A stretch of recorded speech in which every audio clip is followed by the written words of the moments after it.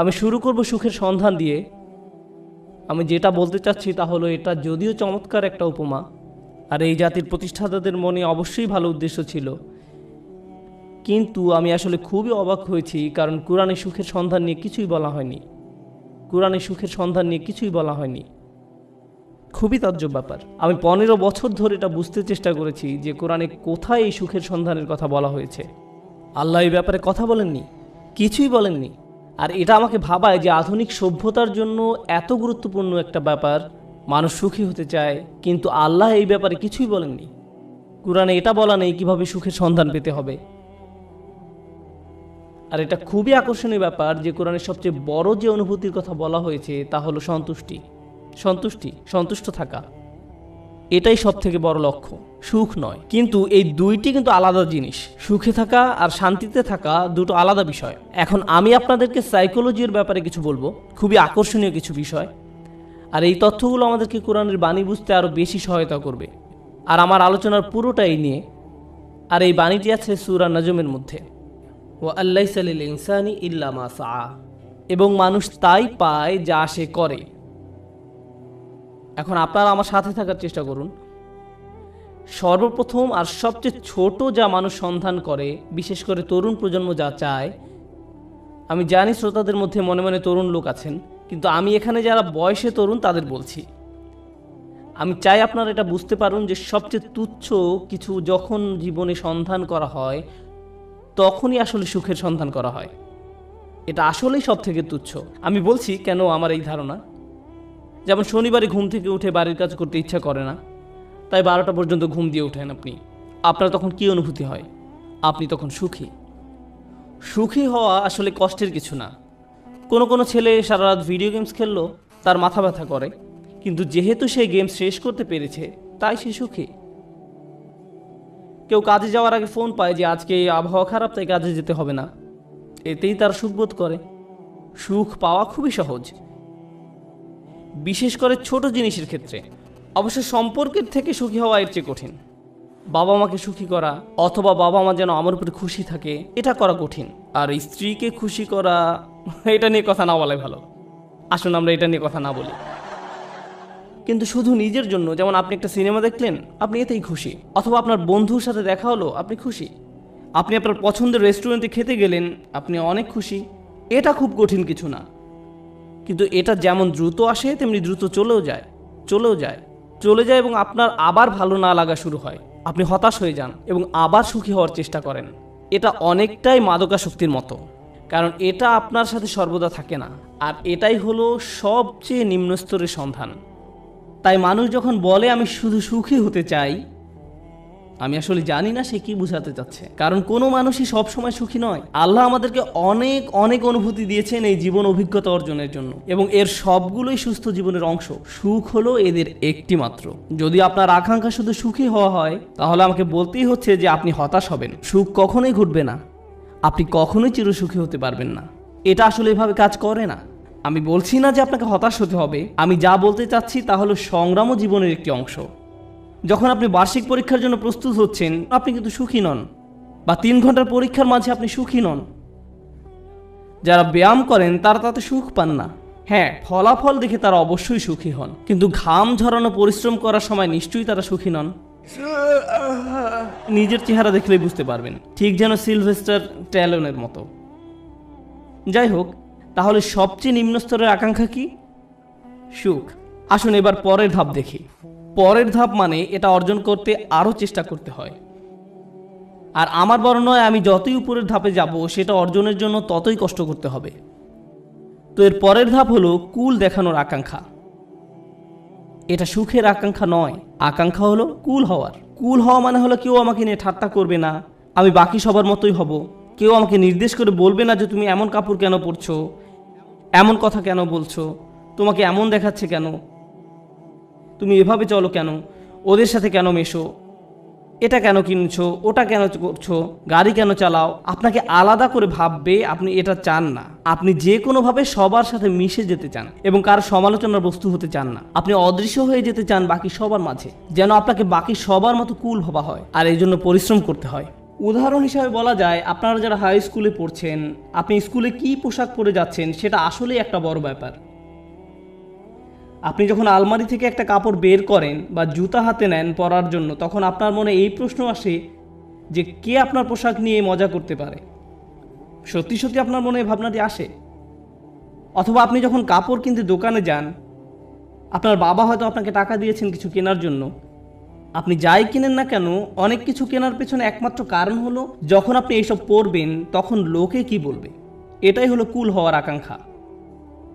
বাদ বাকি 10 জনের মাঝে মিশে যেতে হলে আপনাকে পরিশ্রম করতে হবে।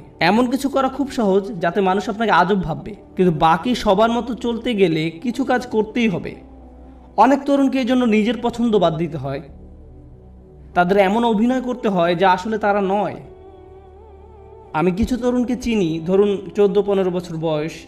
একজনের কথা মনে আছে, সে বেসবল টুপি পরতো কারণ এটা তখন ফ্যাশন ছিল, তার প্যান্ট ঝুলে থাকতো। সে আমার কাছে এসে কান্না শুরু করলো। আমি তার কাছে বসলাম আর সে আমাকে বলল, আমি এমন কাপড় পরতে পছন্দ করি না, আমি এটা ঘৃণা করি, কিন্তু আমি যদি এমন না করি তাহলে বাকিরা আমাকে নিয়ে মজা করে, আমি তাই বাধ্য হয়ে এমন করি। আমি গালি দিতে পছন্দ করি না, কিন্তু প্রায় গালি দেই যখন স্কুলে থাকি, কারণ আমাকে বাকিদের মতো হতে হবে। তাহলে সবচেয়ে তুচ্ছ আকাঙ্ক্ষা হলো সুখের আকাঙ্ক্ষা। এর পরের ধাপ হলো কুল হওয়ার আকাঙ্ক্ষা। এর পরের পর্যায়ে কি? জনপ্রিয় হওয়ার আকাঙ্ক্ষা। আমি সবার মাঝে মিশে যেতে চাই না, আমি সবচেয়ে জনপ্রিয় হতে চাই। আমি এমন হতে চাই যেন সবাই আমার বন্ধু হতে চায়, এমন হতে চাই যেন সবাই লাঞ্চের সময় আমার কথা শোনে। আমি এমন হতে চাই যেন কেউ আমাকে নিয়ে মজা করার আগেই যেন আমি তাদেরকে নিয়ে মজা করতে পারি। আর প্রায় সময় আপনারা দেখবেন যে স্কুলে যেসব বাচ্চারা জনপ্রিয়, তাদের জনপ্রিয়তার কারণ হলো তারা অন্যদেরকে নিয়ে মজা করে, আর সবাই তাদের ভয় পেয়ে তাদের কথা মতো চলে, যেন তারা কেউ পরবর্তী শিকারে পরিণত না হয়। যদিও আমি এখানে অল্প বয়স্কদের কথা বলছি, কিন্তু এমনটা প্রাপ্তবয়স্কদের ক্ষেত্রেও হয়। অবশ্যই হয়, আমাদের আঙ্কেল আন্টিদের ক্ষেত্রেও হয়ে থাকে, কোনো সন্দেহ নেই। জনপ্রিয়তার মানে হলো আমি চাই সবাই আমাকে নিয়ে কথা বলুক, আমি সবার মনোযোগের কেন্দ্রে থাকতে চাই, আমি চাই সবাই আমাকে নিয়ে মন্তব্য করুক। আমি কোনো ছবি পোস্ট করব, টুইট করব, ভিডিও বানাবো, যা কিছুই করি মানুষ যেন আমাকে নিয়ে কথা বলে। যখন আমাকে নিয়ে কথা বলা কমে যাবে তখন আমাকে নতুন কিছু আবার করতে হবে যেন মানুষ আমাকে নিয়ে মেতে থাকে। জনপ্রিয়তার আকাঙ্ক্ষা খুবই আজব একটি জিনিস, কারণ এর কারণে মানুষ নিজেই নিজের অপমান করে। যেমন মিউজিক ইন্ডাস্ট্রিতে যখন এমন হয় কোনো শিল্পীর গান খুব হিট করলো, সবাই সেই গান ডাউনলোড করলো, তারপর যখন তার জনপ্রিয়তা কমে গেল তখন তাকে নিজেকে অপমানিত করতে হবে, নোংরা ভিডিও বানাতে হবে বা কোনো কাহিনী তৈরি করা যেন পত্রিকাগুলো তাকে নিয়ে মেতে থাকে। অন্তত সেখানে জনপ্রিয়তা থাকবে, কারণ তারা নিজের গুণের কারণে আর জনপ্রিয়তা পাচ্ছে না, তাদের পরের গানগুলো বা ভিডিওগুলো আগের মতো বিক্রি হচ্ছে না। এটাই হলো জনপ্রিয়তার আকাঙ্ক্ষা। জনপ্রিয় হওয়ার জন্য পরিশ্রম করতে হয়, টাকা পয়সা খরচ করতে হয়, সময় দিতে হয়, নিজের ভাবমূর্তির জন্য কাজ করতে হয়, আর ভাবমূর্তি রক্ষা করাই তখন সবচেয়ে গুরুত্বপূর্ণ হয়ে যায়। সমাজে অবস্থান ধরে রাখাই তখন মুখ্য হয়ে দাঁড়ায়। এটা হলো পরের পর্যায়, কিন্তু এর উপরে আরও ধাপ আছে। এরপর এর উপরে রয়েছে আর এক ধরনের প্রচেষ্টা, সেটা হলো সম্মানের পেছনে ছুটে চলা। কলেজের ছাত্রদের কাছে এটা বেশি গুরুত্বপূর্ণ প্রাথমিক বা হাই স্কুলের ছাত্রদের চেয়ে। এইমাত্র আমি কি বললাম? সবার নিচে সুখ, তারপরে কি? কুল, সামাজিকতা, তারপর জনপ্রিয়তা। সম্মান মানে হলো আপনি আপনার নিজের সাথে এমন কিছু যুক্ত করতে চান যেটা অনেক মূল্যবান। আপনি মানুষকে বলতে চান, জানো আমি হার্ভার্ডে গিয়েছিলাম। আপনি তাদের বলেন না যে আপনি সেখানে সাপ্তাহিক ছুটি কাটাতে গিয়েছিলেন, আপনার বন্ধুর সাথে দেখা করতে গিয়েছিলেন, কিন্তু আপনি আপনার নিজের নামের সাথে একই বাক্যে হার্ভার্ড শব্দটা ব্যবহার করতে ভালোবাসেন। সত্যি কথা হলো, আপনি যদি হার্ভার্ডের নবীন ছাত্র হন, আপনি কি অর্জন করেছেন? কিছুই না। আপনি শুধু সেই ভার্সিটিতে পড়েন, কিন্তু আপনি নিজের নামের সাথে একটা সম্মানিত প্রতিষ্ঠানের নাম যোগ করতে পছন্দ করেন। নিজের নামের সাথে একটা মর্যাদাপূর্ণ ব্র্যান্ডের নাম যুক্ত করতে আপনার ভালো লাগে। আপনার নির্দিষ্ট ব্র্যান্ডের পোশাক পরতে ভালো লাগে, এবং যদি ব্র্যান্ডের লেবেল দেখা না যায়, আপনি অন্য মানুষের সাথে এমনভাবে কথা বলেন যেন তারা বাধ্য হয়ে প্রশ্ন করে আপনি এটা কোথা থেকে কিনেছেন। আপনি যেন বলতে পারেন যে এটা আরমানি ব্র্যান্ড বা এটা কিছু একটা। কারণ আপনি চান নিজের নামের সাথে সেই ব্র্যান্ডের নাম যুক্ত করতে। নতুন কোনো ব্র্যান্ডের গাড়ি বাজারে আসলে কোন গাড়ি আপনি চালাচ্ছেন, কোন ধরনের পোশাক আপনি পরছেন, কোন ধরনের মানুষের সাথে আপনি মিশছেন। সেলফি এজন্য তোলে না যেন আপনি তাদের মনে রাখতে পারেন, আপনি এজন্য সেলফি তোলেন যেন ছবিটা পোস্ট করতে পারেন, যেন অন্য মানুষ আপনাকে বেশি গুরুত্বপূর্ণ ভাবে, কারণ আপনি সেই বিশেষ ব্যক্তির পাশে দাঁড়িয়ে আছেন। এটা সম্মানের একটা ব্যাপার হয়ে দাঁড়ায়। ছবি তোলা যদি শুধু আপনার জন্য হয় দারুণ ব্যাপার, কিন্তু এটা আসলে অন্য মানুষদের জানানো যে আপনি কতটা অসাম, অন্যদের সাথে মিলে কোনো কিছু অর্জন করতে পারার জন্য নয়। কিন্তু মুসলিম সমাজে অন্য এক ধরনের মর্যাদা আমাদের বাবা মারা অনেক সময় পান, আর তা হলো তারা তাদের সন্তানকে হাফেজ বানাতে চান, সন্তানকে হাফেজ বানাতে চান। এবং ডাক্তার। আর যদি হয় হাফেজ ডাক্তার তাহলে তো কথাই নেই, তারা দিন ও দুনিয়া দুটোই পেয়ে গেছে। রব্বানা আতিনা ফিদ দুনিয়া হাসানা ওয়া ফিল আখিরাতি হাসানা, কাজ এখানেই হয়ে গেছে। কিন্তু তারা মানুষকে বলতে পছন্দ করে যে জানো সে একজন হাফেজ। কিন্তু দুর্ভাগ্যবশত এর জন্য আপনি আপনার সন্তানকে কোরআনে হাফেজ বানাননি। কিন্তু এমনটাই ঘটে থাকে। আমরা এখন কোন পর্যায়ে আছি? সম্মান। এটা অনেক বড় ব্যাপার হবে যখন আপনি আপনার প্রথম চাকরিটা পাবেন, হয়তো মাইক্রোসফট বা অন্য কোথাও, কে জানে। ধরেন আপনি বড় কোথাও চাকরি পেলেন, হয়তো গুগলে। তারা আপনাকে আপনার ব্যাজ দিবে, যেটা আপনি মসজিদেও পরে আসেন। যেন কেউ প্রশ্ন করে যে তুমি কি অনেক বেশি গুগল ব্যবহার করো যে তারা তোমাকে একটা বিশেষ ব্যাজ দিয়েছে? আর আপনি তখন বলার সুযোগ পান, না না আমার সেখানে চাকরি হয়েছে। আপনি মানুষকে জানাতে চান যে আপনি কি অর্জন করেছেন। তাফাখুরুম বাইনাকুম, কোরআনে এটাকে এভাবেই বলা হয়েছে। অন্যদের দেখানোর ইচ্ছা যে আপনার কি মর্যাদা আছে। যাই হোক, আমি আবার একদম নিচ থেকে শুরু করতে চাই। প্রথমে কি ছিল? সুখ। দ্বিতীয় সামাজিকতা, কুল। তৃতীয় জনপ্রিয়তা। চতুর্থ সম্মান। তার উপরে টাকার পিছনে ছুটে চলা। কিছু মানুষ আছে যারা সুখকে পাত্তা দেয় না, তারা সামাজিকতার কথা ভাবে না, তারা জনপ্রিয়তা চায় না, এমনকি সম্মানও নয়। একটা জিনিসকেই তারা গুরুত্ব দেয়, আর সেটা হলো টাকা। তারা জানে কিভাবে অনেক টাকা উপার্জন করতে হয়। এই মানুষগুলো ময়লা জামা, পুরনো ছেঁড়া জিন্স পরে থাকে, 88 মাজদা মিয়াটা গাড়ি চালায়, কিন্তু এই সব নিয়ে তাদের কোনো ভ্রুক্ষেপ নেই। কারণ তারা মাসে $10 মিলিয়ন উপার্জন করে। আমার এমন মানুষের সাথে দেখা হয়েছে যারা বছরে শত শত মিলিয়ন ডলার উপার্জন করে, এবং আপনি বুঝবেনই না সেটা। কারণ তার চুল উস্কো খুস্কো, তার মধ্যে এক অন্যরকম ভাব আছে যে সে ব্যস্ত, বা ব্যস্ততার জন্য নাও হতে পারে, কারণ সে এগুলো পাত্তাই দেয় না। সে শুধু জানে কিভাবে ব্যবসা করতে হয়। ব্যবসায় সে একটা বিস্ময়, আর সেটা নিয়েই সে শুধু চিন্তা করে। সে খালি এটাই চিন্তা করে যে বিক্রয় কিভাবে বাড়ানো যায়, কিভাবে ব্যবসার আরও সম্প্রসারণ হবে, কিভাবে আমি নতুন ওয়্যার হাউস খুলবো। সুবহানাল্লাহ, তারা অবিশ্বাস্য ধরনের মানুষ। যাই হোক, ময়ের উপরে উঠলে কি আরও কঠোর পরিশ্রম করতে হয়। সুখী হতে কোনো পরিশ্রম করতে হয় না, সবার মতো হতে কিছু পরিশ্রম করতে হয়। জনপ্রিয় হতে আরও কিছু কাজ করতে হয়। সম্মান বা সম্মানিত কিছুর সাথে জড়িত হওয়ার জন্য আরও শ্রম দিতে হয়। অনেক টাকা কামাতে হলে অনেক শ্রম দিতে হয়। এক অবিশ্বাস্য রকমের কর্মস্পৃহা লাগে, তারা কোনো বিরতি নেয় না। এর উপরেও উঁচু স্তর আছে। যাই হোক, আমি যখন বলছিলাম কিছু একটা করতে বেশি শ্রম দিতে হয়, যখনই আমি কোনো উঁচু লেভেলের কথা বলি, আপনাকে সেখানে যেতে বেশি কষ্ট সহ্য করতে হবে, আপনাকে যন্ত্রণা সহ্য করতে হবে সেখানে পৌঁছাতে, সহ্য করতে হবে সেখানে পৌঁছাতে। সুতরাং আমরা এখন টাকার উপরে লেভেলে আছি, আর টাকার উপরে সেই মানুষটা শুধু 1 নম্বর হতে চায়। তারা যে কোনো কাজে চরম উৎকর্ষতা অর্জন করতে চায়, তারা অন্যদের ছাড়িয়ে যেতে চায়। আমি শুধু আমার কোম্পানির প্রোগ্রামার হতে চাই না, আমি এই কোম্পানির শীর্ষস্থানীয় প্রোগ্রামার হতে চাই। আমি শুধু এই ক্লাসের ছাত্রই হতে চাই না, আমি 1 নম্বর হতে চাই। আমি শুধু এসএটি পরীক্ষায় বেশি নম্বর পেতে চাই না, আমি সর্বোচ্চ নম্বর পেতে চাই। আমি শুধু বাস্কেটবল খেলোয়াড় হতে চাই না, আমি NBA-তে যেতে চাই, আর আমি MVP হতে চাই।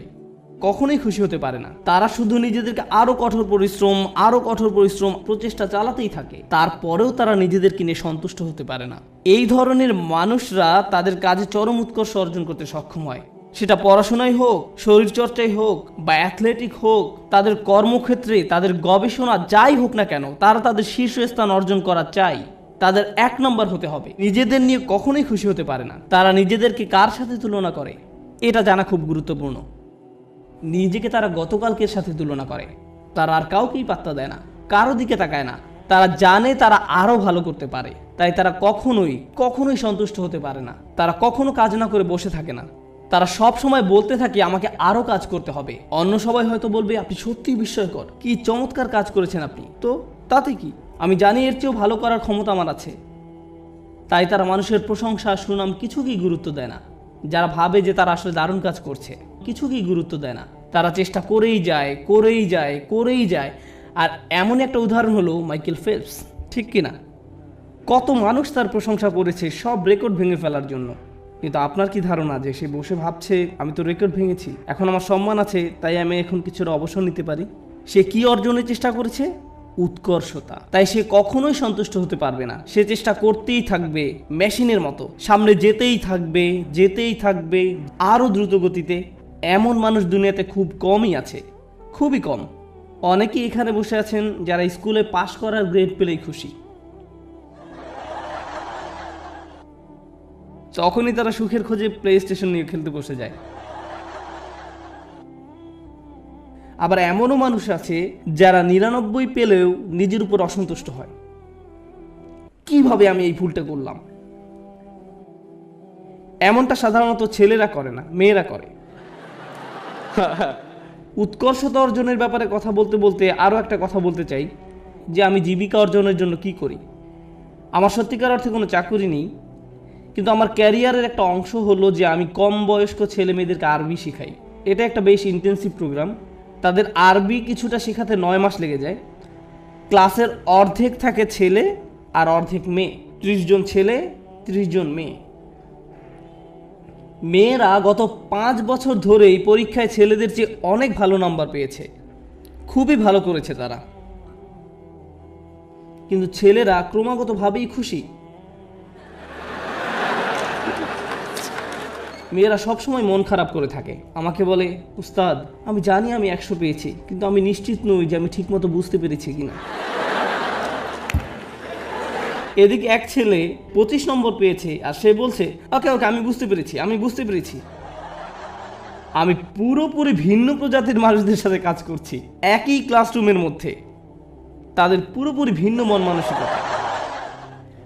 তাই আমার ছেলেদের বলতে হয় যে মন দাও, অপদার্থ কোথাকার, তুমি বোঝোনি, কিছু কাজ করো। আর এদিকে মেয়েদেরকে আমার বলতে হয় শান্ত হ, তুমি ঠিকই বুঝতে পেরেছ। আমি তো ছেলেদেরকে বলতে পারি না হালকাভাবে নিতে, কারণ এর চেয়ে বেশি হালকাভাবে নেওয়া যায় না, এটা সম্ভব নয়। সুতরাং আমরা কোথায় পৌঁছেছি, কি নিয়ে কথা বলছিলাম? ঠিক আছে, আমাকে একটু সাহায্য করুন। একদম নিচ থেকে আবার শুরু করতে চাই। সুখ, সামাজিকতা, জনপ্রিয়তা, সম্মান, টাকা, উৎকর্ষের উপর কি থাকতে পারে? উৎকর্ষের উপরও একটা কিছু আছে, আর সেটা হলো প্রভাব। আমি কি পেলাম সেটা গুরুত্বপূর্ণ নয়। আমি গুরুত্ব দেই না যদি আমি অন্যদের চেয়ে বেশি টাকা উপার্জন করি। আমি পাত্তা দেই না যদিও আমি 1 নম্বর। আমার কাছে সেটা গুরুত্বপূর্ণ নয়। আমি অন্যদের জন্য কিছু করতে চাই, আমি একটা উত্তরাধিকার রেখে যেতে চাই। যখন আমি চলে যাব দুনিয়ার বুকে আমি আমার চিহ্ন রেখে যেতে চাই যে আমি কিছু একটা করেছি যেটা এই জায়গাটাকে অন্যদের জন্য আরও ভালো জায়গায় পরিণত করেছে। আমি প্রভাব বিস্তারকারী ব্যক্তি হতে চাই অন্য জিনিসের উপরে এবং অন্য মানুষের উপরে, আমার চারপাশের পরিবেশের উপরে। আমরা এখন অমুসলিমদের কথা বলছি, আমরা এখনো বিশ্বাসীদের কথা বলছি না। আমরা জানি এমন মানুষ আছে যারা MBA শেষ করেছে সবচেয়ে ভালো ভার্সিটি থেকে, যারা হয়তো লাখ টাকা স্যালারি পেতে পারতো ভার্সিটি থেকে বের হয়ে। তারা সেই বেতন ত্যাগ করে এমন প্রতিষ্ঠানে যোগ দিচ্ছে যারা সামাজিক দায়বদ্ধতার জন্য কাজ করে। তারা অনেক কম বেতন নিচ্ছে কারণ তারা টাকায় বিশ্বাস করে না, তারা অনেক বেশি প্রভাবের উপর বিশ্বাস করে। তাই তারা বরঞ্চ এমন প্রতিষ্ঠানের সাথে কাজ করছে যারা শিক্ষা পদ্ধতিকে পুনর্গঠন করতে সাহায্য করছে। বা কোনো ডাক্তার যে হয়তো অনেক টাকা উপার্জন করতে পারত, যে রেসিডেন্সি শেষ করে কাজে যোগদান করতে প্রস্তুত, সেই সময় সিদ্ধান্ত নিল যে সে 3 বছর ডক্টরস উইদাউট বর্ডার্স NGO-তে কাটাবে। আপনি এমনটা শুনেছেন কখনো? আপনার জীবনের ঝুঁকি থাকে এদের সাথে কাজ করতে। যুদ্ধ বিধ্বস্ত অঞ্চলে এরা মানবিক কাজ করে। কিন্তু কেন এই ছেলেটা যাচ্ছে, কেন এই মেয়েটা যাচ্ছে? কারণ পয়সা আসা শুরু করলে আমি কোন ধরনের গাড়ি কিনবো সেটা নিয়ে দুশ্চিন্তা না করে সে বেশি চিন্তিত পৃথিবীতে সে কি প্রভাব রেখে যেতে পারবে সেটা নিয়ে। তারা সাহায্য করতে চায়, তারা ভালো কিছু করতে চায়। আর এই ধরনের নিঃস্বার্থপরতা খুব কম মানুষেরই থাকে। এই মইয়ের যত উপরে আমরা যাই ততই কম মানুষ আপনি পাবেন। আর তারা বিস্ময়কর মানুষ। তারাই হচ্ছেন সেই মানুষ যারা দুনিয়ায় পরিবর্তন এনেছে। চিন্তা করুন, নেলসন ম্যান্ডেলা বা তার মতো কেউ, এমন মানুষ যাদের জেলে যেতে হয়েছে কারণ তারা কোনো কিছুতে বিশ্বাস করতেন, কারণ তারা প্রভাবে বিশ্বাস করতেন, তারা নিজের চেয়েও বেশি কিছু করতে চান, তারা বৃহৎ স্বার্থে নিজেদের বলি দিয়েছেন, তারা নিজেদের কথা চিন্তাই করেননি, তারা কোনো এক উদ্দেশ্যের দাস। আর তাই এই মানুষগুলো হলো সেই মানুষ যারা প্রভাবের জন্য কাজ করে। তারা উৎকর্ষ সাধনকারীদের চেয়েও অনেক উপরে। উৎকর্ষ এই মানুষগুলোর জন্য স্বয়ংক্রিয়ভাবেই চলে আসে। উৎকর্ষ সাধন করা তাদের লক্ষ্য নয়, এটা উপজাত হিসেবেই আসে। কেন জানেন? কারণ যদি আপনি সেরকম প্রভাব রাখতে চান, আপনাকে অনবরত চেষ্টা করেই যেতে হবে। আপনি হয়তো ভাবতে পারেন যে প্রভাব সৃষ্টি এটাই হয়তো সর্বোচ্চ শিখর, কিন্তু না, এর থেকেও বড় কিছু আছে। এর উপরে আছে চূড়ান্ত সত্য। কেউ কেউ ন্যায়ের খোঁজ করে, কেউ কেউ সত্যের খোঁজ করে, কেউ কেউ আদর্শের খোঁজ করে। যারা ন্যায় বিশ্বাস করে, আর ন্যায় এমন একটা জিনিস সেটা আপনি পরিপূর্ণভাবে দুনিয়াতে দেখবেন না, কিন্তু তারা এর পরোয়া করে না, তারা এটার জন্যই কাজ করেন।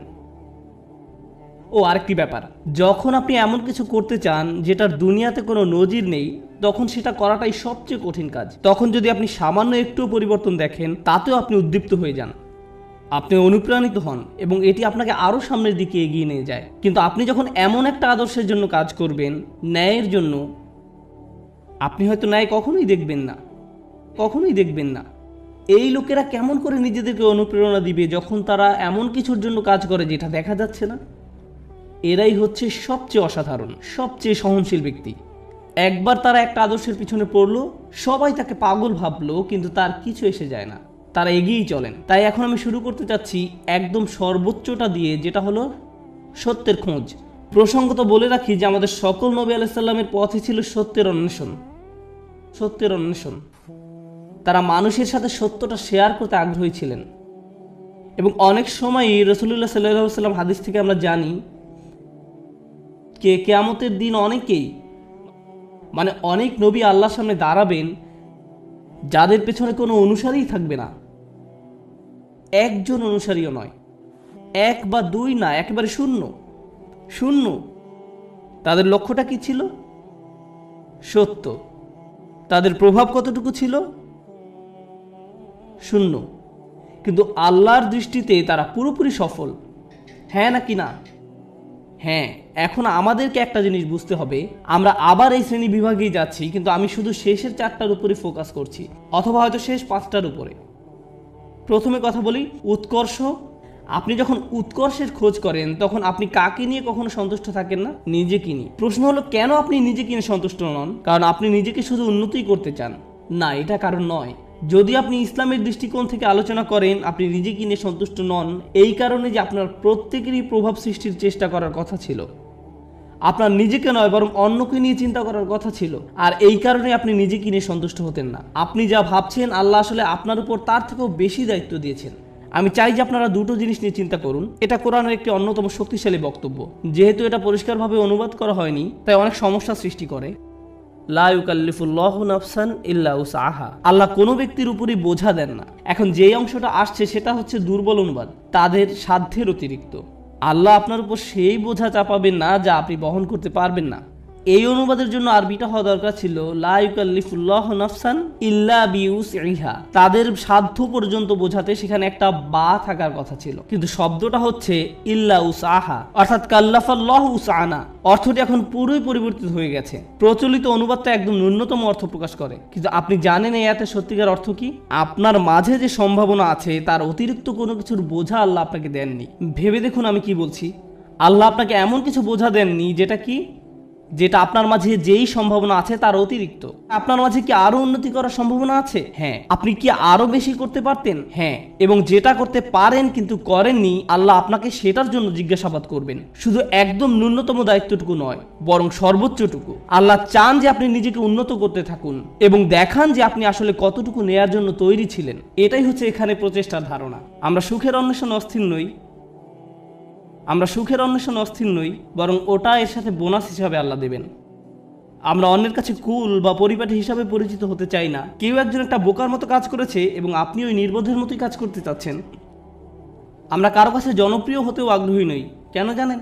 কারণ সবার যাদের জীবনের উদ্দেশ্য সম্পর্কে কোনো ধারণা নেই, আপনি তাদের মাঝে জনপ্রিয় হতে চান মানে হচ্ছে আপনি তাদের মাঝে সবচাইতে বোকা।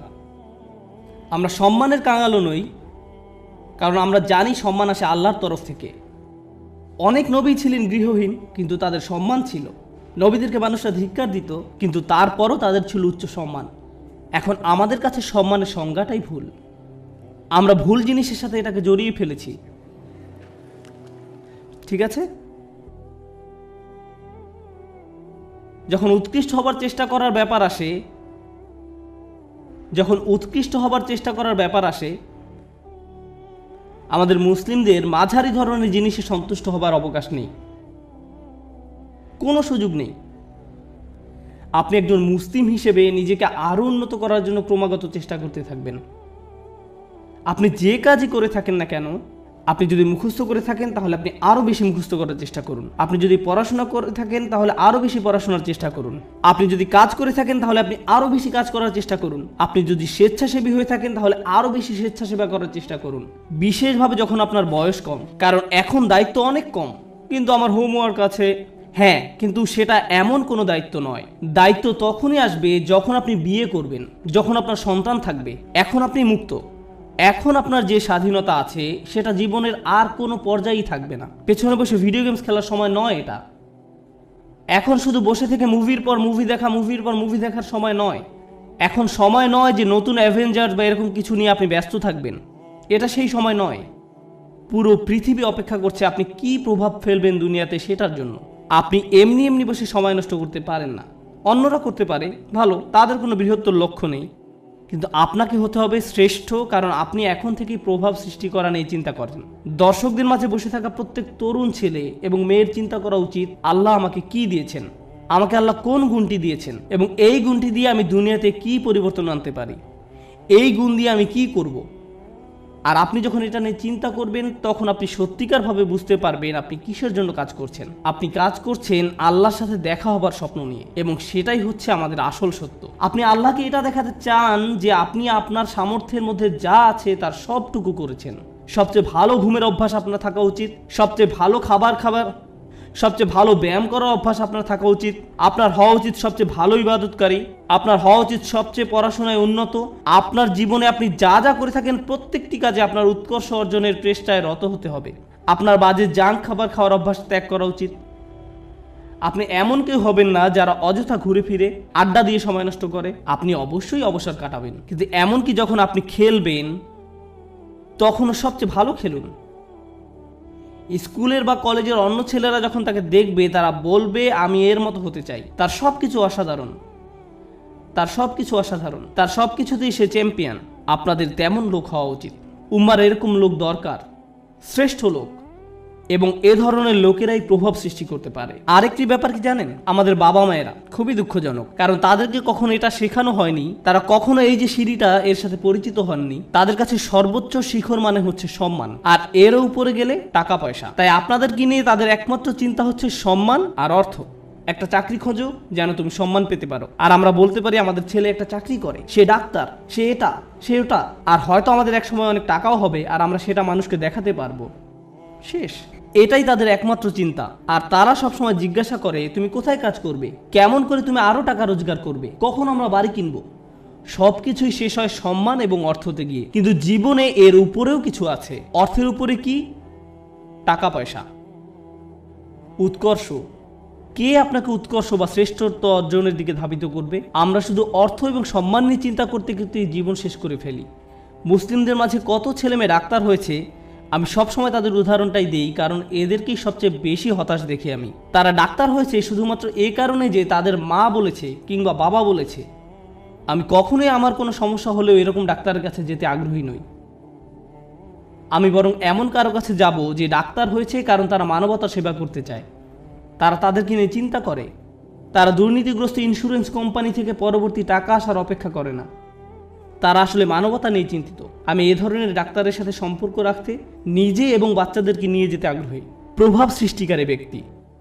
এখন এই ব্যাপারে আমার শেষ কথা, লাইসা লিল ইনসানি ইল্লা মা সা। মানুষের কিছুই থাকবে না শুধুমাত্র তারা যে চেষ্টা করেছে তা ছাড়া। আবার শুরু করি।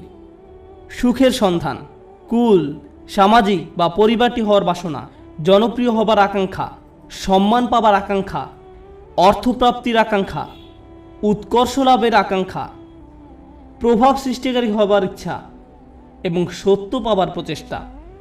জানেন আল্লাহর কাছে সবচেয়ে মূল্যবান কোনটি? এই সব কিছুর মাঝে আল্লাহর কাছে সবচেয়ে প্রিয় হচ্ছে আপনার প্রচেষ্টা।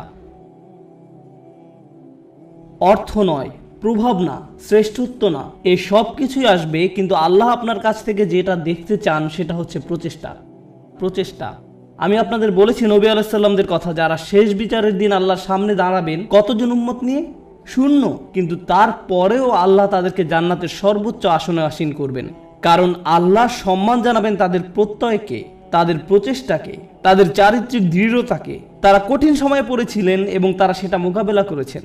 যদি আপনি নূহ আলাইহিস সালামের প্রতি বছরের একটা প্রোগ্রেস রিপোর্ট দেখতে চান, চলুন একটা গ্রোথ চার্ট বানিয়ে দেখি কতজন মানুষ মুসলিম হয়েছে প্রতি বছর, যেমনটা করা হয় প্রতি বছর প্রতিবেদনে। কতজন মানুষ মুসলিম হয়েছে প্রতি বছর? 950 বছর।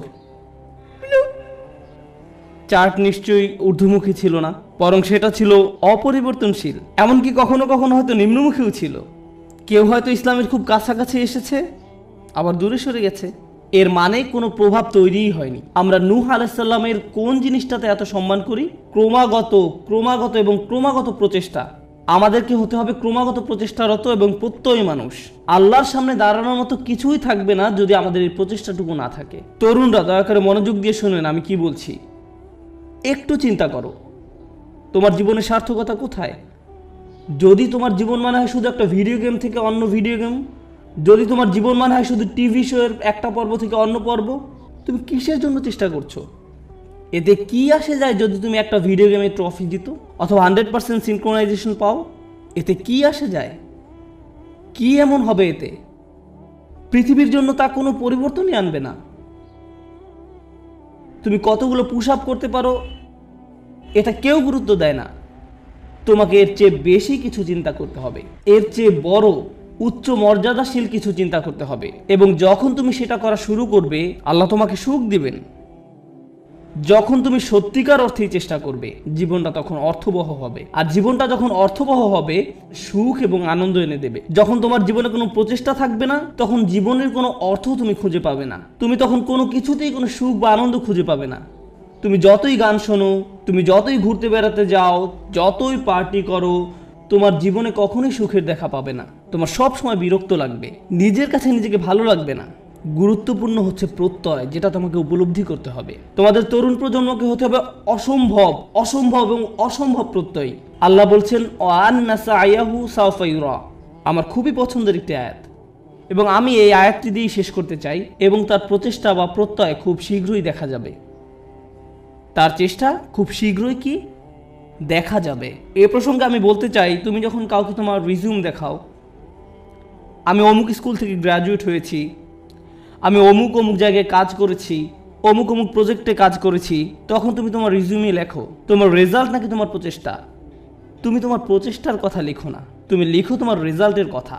তুমি লেখো না যে তুমি আসলেই অনেক কঠোর পরিশ্রম করেছো ফাইনাল সেমিস্টারে এবং পরীক্ষাটা দিতে গিয়ে অর্ধমিত হয়ে গিয়েছিলে। এগুলো তুমি তোমার সিভিতে লেখো না। তুমি লেখো তুমি অমুক প্রজেক্টে কাজ করেছো, কিন্তু এটা লেখো না যে তোমাকে অনেক কষ্ট করতে হয়েছে, তাই নয় কি?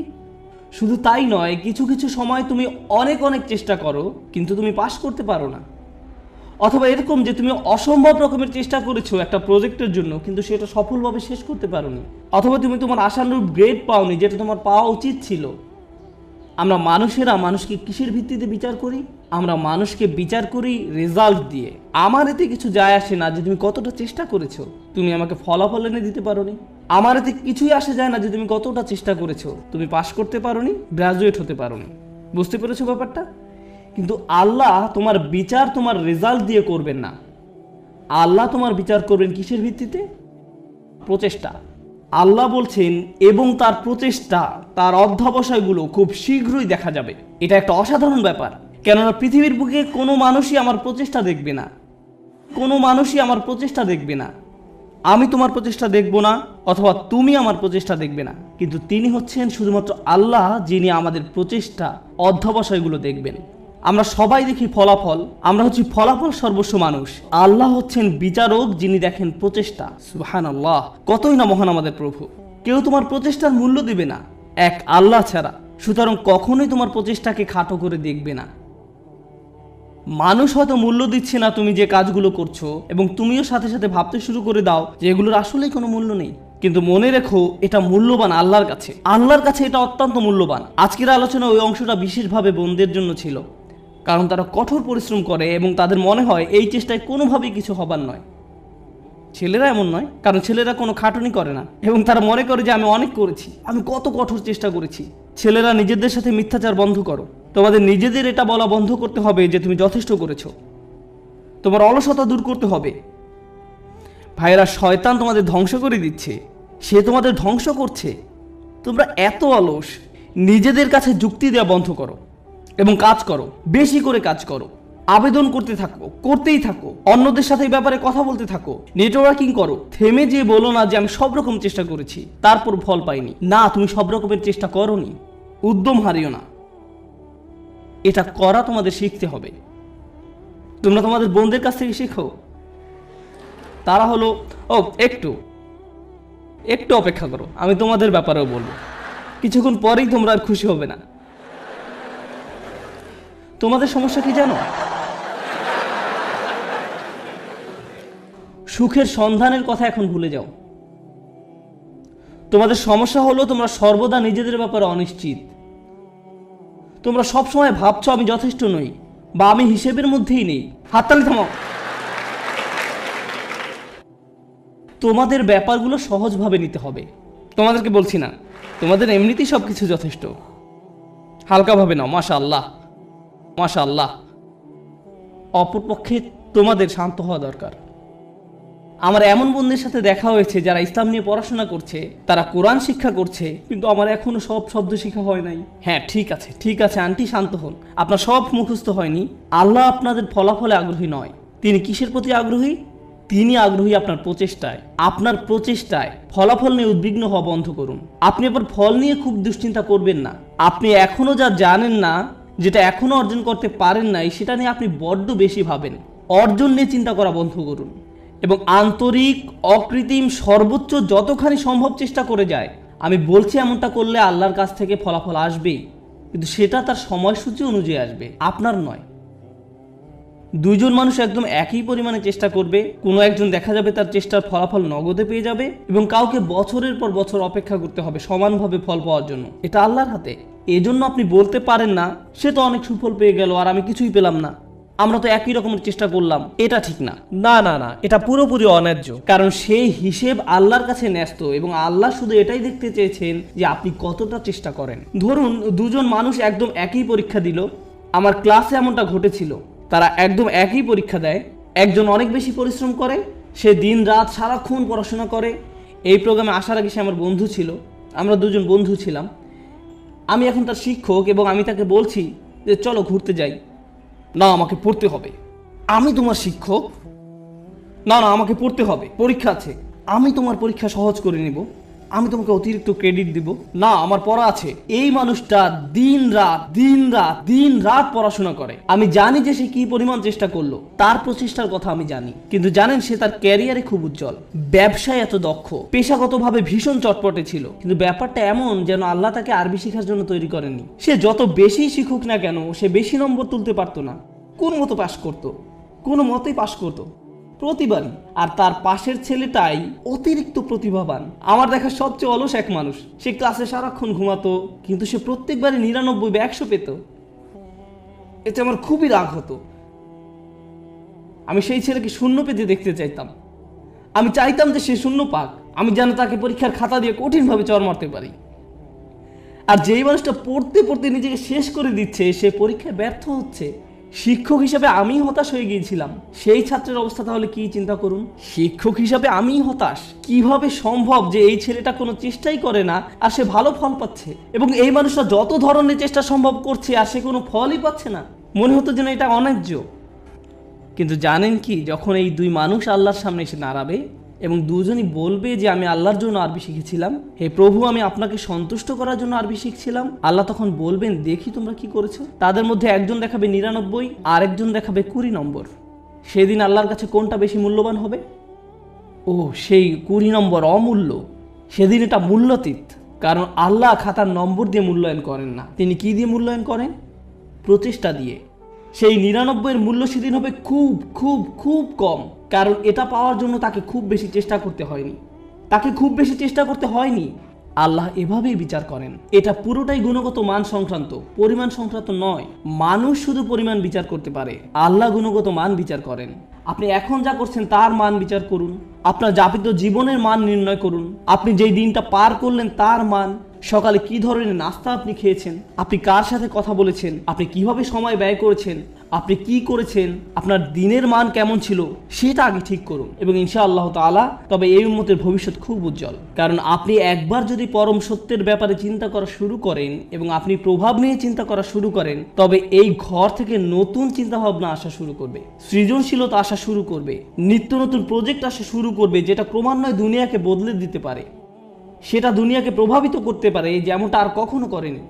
মুসলিম তরুণ সম্প্রদায় এটা করতেই সক্ষম। মুসলিম তরুণরা এটা করতে সক্ষম যখন তারা সঠিক সাধনার জিনিসটি খুঁজে পায়। আল্লাহ আযজা ওয়া জাল্লা এই মানুষগুলোকে, এই তরুণ সম্প্রদায়কে এই উম্মতের বীর পুরুষ করুন, যারা সঠিক সাধনার সন্ধান করে। পরবর্তী প্রজন্ম এসে যেন বলে আমি তাদের হারাতে চাই, তারা ছিল যেন স্বর্ণতুল্য মানদণ্ড। বারাকাল্লাহু লি ওয়া লাকুম। আসসালামু আলাইকুম ওয়া রাহমাতুল্লাহি ওয়া বারাকাতুহু।